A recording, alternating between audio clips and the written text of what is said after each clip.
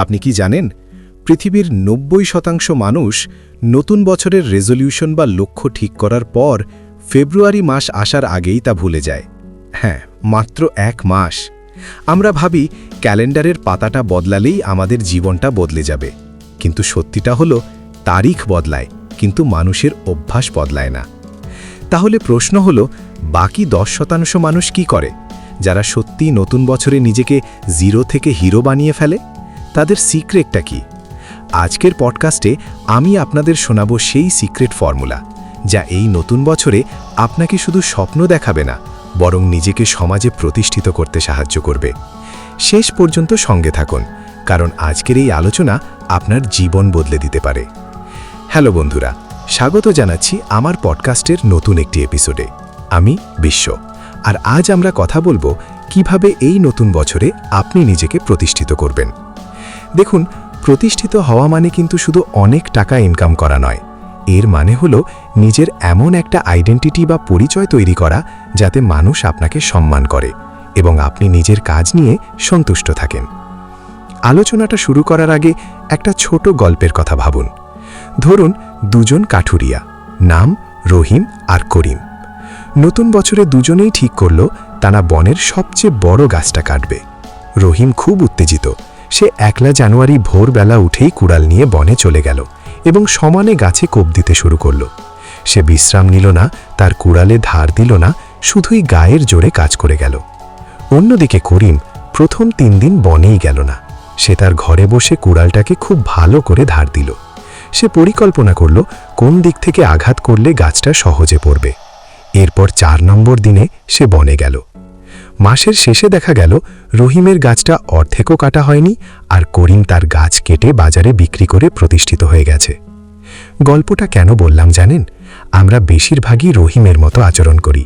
নতুন বছর এলেই আমরা মোটিভেশনের জোয়ারে গা ভাসিয়ে দিই, কিন্তু আমাদের স্কিল বা পরিকল্পনায় ধার দেই না। নিজেকে প্রতিষ্ঠিত করতে হলে এই বছরে আপনাকে ৩টি ধাপে কাজ করতে হবে। আসুন ধাপগুলো জেনে নেই। ধাপ ১, কেন খুঁজে বের করা।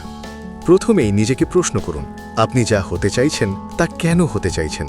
আপনি কি সমাজকে দেখানোর জন্য প্রতিষ্ঠিত হতে চান, নাকি নিজের মানসিক শান্তির জন্য? আপনার ওয়াই বা কারণটা যত শক্তিশালী হবে, আপনার সফল হওয়ার সম্ভাবনা তত বেশি হবে। খাতা কলম নিন এবং লিখুন, আগামী ৩৬৫ দিন পর আপনি নিজেকে কোথায় দেখতে চান। ধাপ ২, মাইক্রো হ্যাবিটস।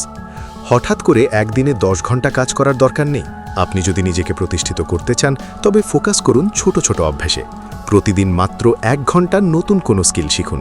হতে পারে সেটা video editing, public speaking, coding বা ব্যবসার কৌশল। মনে রাখবেন, একদিনে জিমে গিয়ে বডি বানানো যায় না, কিন্তু প্রতিদিন গেলে অবশ্যই যায়। ধাপ ৩, নেটওয়ার্কিং এবং মেন্টরশিপ। নিজেকে প্রতিষ্ঠিত করার সবচেয়ে বড় শর্টকাট হলো সঠিক মানুষের সাথে মেলামেশা।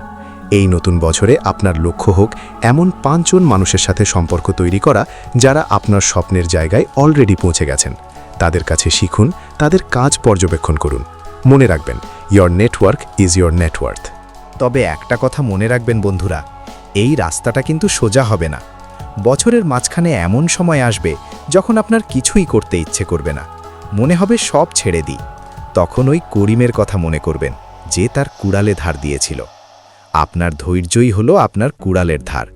ব্যর্থতা আসবে, লোকে হাসাহাসি করবে, কিন্তু আপনি যদি আপনার লক্ষ্যে অটল থাকেন, তবে ডিসেম্বরের ৩১ তারিখে আয়নার সামনে দাঁড়িয়ে আপনি নিজেকে নিয়ে গর্ব করতে পারবেন। ও বন্ধুরা, এই নতুন বছরটা যেন শুধু ক্যালেন্ডার বদলানোর উৎসব না হয়, এটি যেন আপনার জীবন বদলানোর বছর হয়। আজই শুরু করুন। আপনার লক্ষ্য কি?